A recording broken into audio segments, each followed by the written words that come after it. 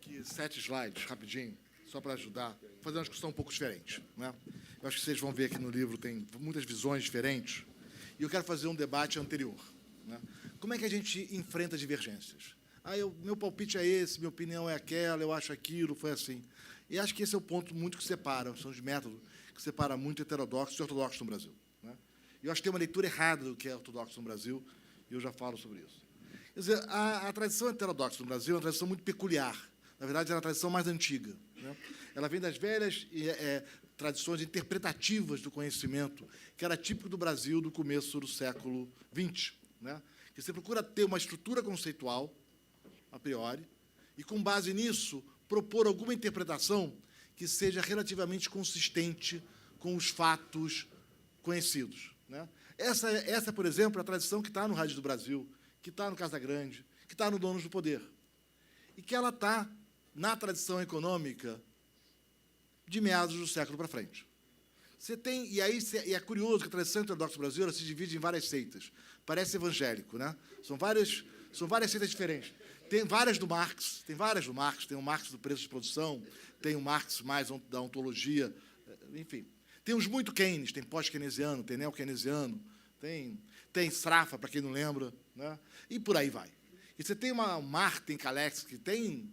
E, em geral, você se filia a alguma visão conceitual, não vou chamar de teoria, que são ideias que se somam, e, com base nessas ideias, e tem sempre uma discussão sobre o que o autor quis realmente dizer, você constrói uma narrativa para dar conta dos fatos utilizados no Brasil, com um pouco mais, um pouco menos de dado. O que é a ortodoxia, que se chama no Brasil, que é a teoria econômica lá fora. Isso é a economia lá fora, tá? Esse debate não tem lá fora, tá? Em geral. Não tem isso na academia. Quer dizer, é uma outra abordagem dos anos 50. Né? Teoria não tem nada a ver com o mundo, no princípio. Teorias são proposições lógicas.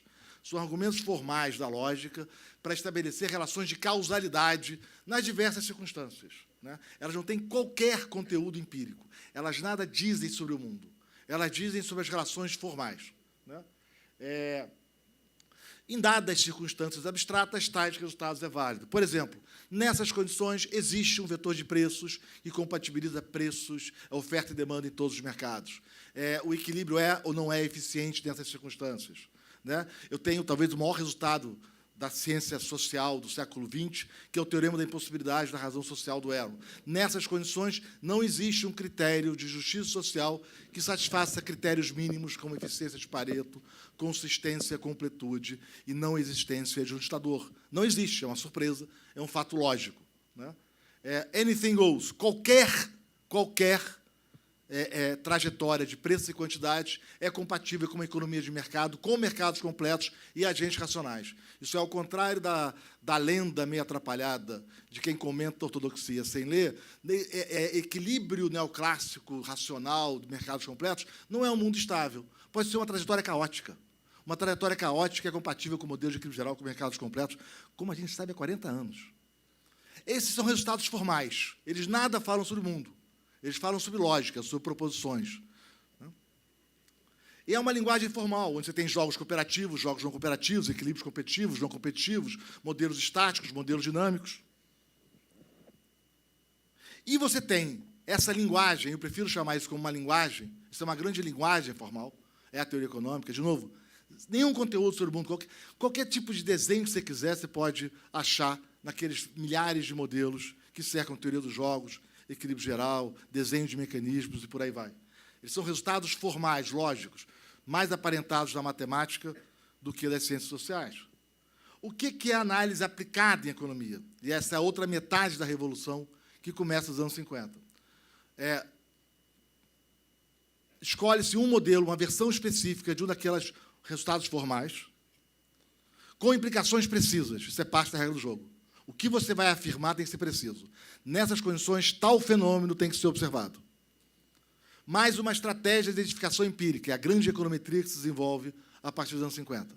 Qual é a sua estratégia de identificação empírica? Como é que você pode rejeitar ou não este modelo? Como é que você pode saber que tem causalidade aqui envolvida? E tem modelos com as mais diversas implicações. E você testa, né? Esse modelo vale ou não vale. Não tem uma visão liberal do mundo. Não tem uma tese de que mercado funciona ou não funciona. Nada disso faz parte do jogo. Em alguns modelos, os mercados são eficientes. Em outros, não. Em algumas, as trajetórias são estáveis. E outras, não. Tem modelos com cooperação, tem modelos com comportamento racional, modelos com não racionalidade, tem para todos os gostos. Algumas vezes, a evidência permite corroborar alguns resultados, como o belíssimo debate de Heckman e Angrist nos anos 2000 sobre a importância da primeira infância. Qual é a fase da educação mais importante para o desenvolvimento de adultos saudáveis? Será que é depois dos 7 anos, é o ensino médio, é o ensino fundamental? E o Heckman defendia que era dos 0 aos 7 anos. E hoje a evidência é avassaladora sobre como essa é a fase mais importante na formação de um adulto saudável. Em outros, não. Por exemplo, em que momentos ajuste fiscal funciona ou não funciona? Isso não é um palpite. Não, eu acho que ajuste fiscal é bom ou é ruim. Não, não é bom e ruim. Não tem bom e ruim. Quimioterapia pode ajudar você a se curar de uma doença ou pode matar você. Né? A questão é em que condições, em que circunstâncias a evidência mostra em que casos o ajuste fiscal pode ser saudável ou não. Curiosamente, os ortodoxos são muito diferentes do que você imagina quando você ouve a palavra ortodoxia. Ortodoxia é o velho debate do cristianismo no começo do século II, III, IV. Os que resistiam aos heterodoxos, à gnose, né, às diversas seitas maniqueístas e outras do cristianismo original. Primeiro, discurso de autoridade não vale. O Krugman falou. E daí? Discurso de autoridade não vale. Nenhum discurso de autoridade. O Keynes disse. Sim. Né? Vale apenas, se você está na teoria, a verdade semântica da proposição. A proposição está correta ou não. E, no caso aplicado, é a robustez dos argumentos. A sua estratégia de identificação passou no teste ou não. Mais ainda, curiosamente, a ortodoxia valoriza a inovação. Essa é a regra do jogo. Se você publica mais do mesmo, está fora. Né? Não vai ganhar tênis, não publica nenhum artigo. Né? E, por isso, as inovações. O que se chama de ortodoxia, ela está se renovando permanentemente. É informação incompleta, é racionalidade limitada, é economia comportamental, bolhas, é inviabilidade da razão social e por aí vai. Aliás, é assim que você ganha emprego nos Estados Unidos. É você mostrar que os velhos estavam errados, que tem uma maneira diferente. Em geral, você exagera. Há um pouquinho, quando você está fazendo de revolução. Não, estou revolucionando a teoria econômica. Em geral, as pessoas, né, a garotada que recém acabou PhD gosta de fazer isso. Tenta ajudar emprego. A diferença de método, no entanto, veja, uma é narrativa, interpretativa. A outra é testar empiricamente proposições derivadas de algum modelo específico que tem determinada proposição. O diálogo fica difícil, um não entende o outro. O heterodoxo busca qual é a visão de mundo do ortodoxo. Você acha que o mercado funciona sempre. Você é um liberal. Essas divergências levam, por exemplo, à política fiscal de 2015. Os ortodoxos contam uma historinha em que tem um país que estava lá, meio desacelerando, mas tudo bem, e, a partir de janeiro de 2015, cruza o zero e o Joaquim toma posse. Né? É uma narrativa que tem lá. Aí você olha, a taxa de crescimento vai caindo, caindo, caindo, em janeiro de 15 ela cruza o zero. O Joaquim tomou posse primeiro, e a política fiscal. No caso do ortodoxo, o que a gente faz? Em primeiro lugar, quanto tempo demora a política fiscal para ter impacto? Tem estimativa sobre isso. Né? 9 meses, 1 ano? Você faz o ajuste fiscal hoje, daqui a 1 ano tem impacto. Bom, qual foi o tamanho do impacto que o ajuste fiscal que o Joaquim fez? Não foi no primeiro semestre, foi no segundo, e foi desse tamanho. Qual é a estimativa do multiplicador do impacto fiscal? 1,5, 1,3, 1,9 no caso do Brasil, usando séries longas, com VAR, com estimativa. Pois é, para o Joaquim ter tido o impacto que se diz que teve... 2 minutos, viu, Marcos? 4 de impacto fiscal instantâneo. Não vou entrar aqui mais. Né? E outra diferença é que a tradição heterodoxa está sempre enfatizando o dilema, né? O contraste, é sempre o interesse, é sempre Antônio contra João. Né? Os ortodoxos não. A gente não está preocupado muito com isso. Esse é um tema da política, a disputa de... Né? A gente está preocupado onde a economia funciona mal, onde a sociedade como um todo perde, onde há ocorrências de ineficiência de Pareto. A disputa entre trocar o bolo, isso pertence à política, não a nós. Não cabe a nós essa discussão. Um exemplo de disfunção é o caso, aqui tem taxa de desemprego e pedido de seguro-desemprego.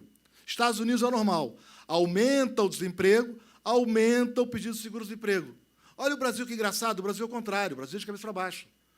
O pedido de seguro-desemprego aumenta quando o desemprego cai. Então, não é uma questão da reforma trabalhista, das reformas trabalhistas, não estou falando da particular do governo Temer, de você estar contra o trabalhador ou da empresa. Não é isso. É que tem algo disfuncional aqui. Se o pedido de seguro-desemprego aumenta quando o desemprego cai, tem algo de errado funcionando nesse mercado. Algo está estranho aqui. Outro exemplo, aqui estão vários países parecidos com o Brasil, México, Peru, Chile, Rússia, China, Colômbia. São todos países pobres. Aqui você tem o tamanho da empresa, desculpe, a produtividade da empresa. É o logaritmo do valor adicionado sobre trabalhadores. Aqui é o percentual de empresas daquele grupo. Não interessa muito entrar no detalhe, mas a linha cheia é o Brasil. Olha o Brasil, que país estranho. Ele tem muito menos empresas de produtividade média do que os demais e tem muito mais de baixa produtividade. Boa parte do nosso atraso, da nossa pobreza, vem de ter um excesso de empresas ineficientes e pequenas e velhas. Por que será? Como é que ela sobrevive no mercado? Que desenho das nossas regras permite sobreviver a empresas ineficientes e pequenas? Bom, vou aqui passar aqui rapidamente, vou contar aqui uma historinha. Outra coisa, né? Bom, isso aqui é uma velha brincadeira que todo mundo conhece, né? Botar dois números juntos não quer dizer que um causou o outro, né? Aqui eu tenho gasto americano em ciência e tecnologia. Aqui eu tenho suicídios por enforcamento. Foram juntos. Não acha que tem causalidade, né? Botar dados juntos e dizer que... Não, olha só, aconteceu isso e aquilo. Então, será que o Lula foi o responsável por aquela desigualdade? Tem que testar a causalidade. Não basta dizer que foi. Ela caiu na Colômbia, no Chile, no Peru. Ela caiu em todos os países emergentes. Ué, será que tem algo que é fora do Brasil? Como é que eu testo a causalidade? Outro exemplo. Número de pessoas que se afogaram numa piscina. Filmes que o Nicolas Cage apareceu. Aqui eu tenho certeza que tem causalidade. Certeza. De novo, aqui é mais arma, mais crime. Será que dá para fazer relação com causalidade ou não? Vou contar uma historinha e vou terminar. Como é que a gente testa isso, por exemplo? Nos anos 50, e essa última historinha para terminar rapidinho. Nos anos 50, tinha um debate na América Latina e no mundo subdesenvolvido se as razões do atraso. E a proposta na época era, olha, uma razão do atraso é que a agricultura é improdutiva. Agricultura é improdutiva. A produtividade marginal do trabalhador no campo é zero. Arthur Lewis defendeu isso, ganhou o Nobel, tá? Por outras razões. Mas defendeu isso. Todo o estruturalismo na América Latina defendia isso. Olha, a produção agrícola no campo é zero. Né? Os jacatatu, os caipiras, né? É zero. Na Índia, na China.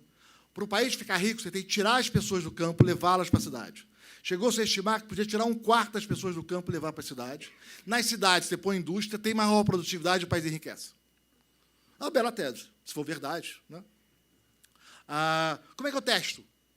Como é que eu testo se ela é verdade ou não é verdade? Como é que eu vou saber? Imagina se eu faço uma política dessa de imigração e está errada a minha tese. Como é que a gente testa isso? Schultz teve uma ideia. Theodor Schultz ganhou o Nobel no mesmo ano do Arthur Lewis. Aí é de uma ironia imensa. Ele teve Schultz descobriu que na Índia, no começo do século XX, né, segunda década, teve uma crise de gripe espanhola. Teve aqui também no Brasil, morreu muita gente. A crise de gripe espanhola, e a Índia era o país mais candidato a que essa tese fosse verdadeira, era o grande exemplo que se dava nos debates entre os economistas e estruturalistas da época. Aquela gripe matou, em média, 6% da população indiana. Jovens. 6%, desculpe, dos jovens indianos. Né? No país inteiro. Morreu muita gente, tá? E o dado variou por regiões, dependendo da região, mais, menos. Detalhe, a gripe espanhola não deixa sequelas, nem nas pessoas, nem nos animais, para quem sobreviveu, obviamente, nem na terra. Ele comparou as médias de produção agrícola antes da gripe e depois da gripe. Alguns anos antes, alguns anos depois. Se a tese do Lewis estivesse certa, teria reduzido a população em 6%, 4%, 8% nas diversas regiões, e a produção agrícola teria caído 4%, 6%, 8%. Desculpe, teria ficado estável. Tinha excesso, a produtividade marginal era zero. Morreu gente, diminuiu. A proposta era levar para a cidade. Morreram. Não teria nenhum impacto. Descobriu-se que sim. A produção caiu exatamente na mesma proporção do número de pessoas. E depois outros estudos empíricos documentaram que a produtividade estava longe de ser zero. Pelo contrário, nada disso era verdade. Quer dizer, todo o esforço, então, do método é separar. E esse diálogo do método, acho que é um diálogo que tem que ser avançado, até para que a conversa se torne produtiva. Porque, vamos combinar, são anos e anos de debate entre heterodoxos e ortodoxos do Brasil e não tem nada muito certo, né? Obrigado.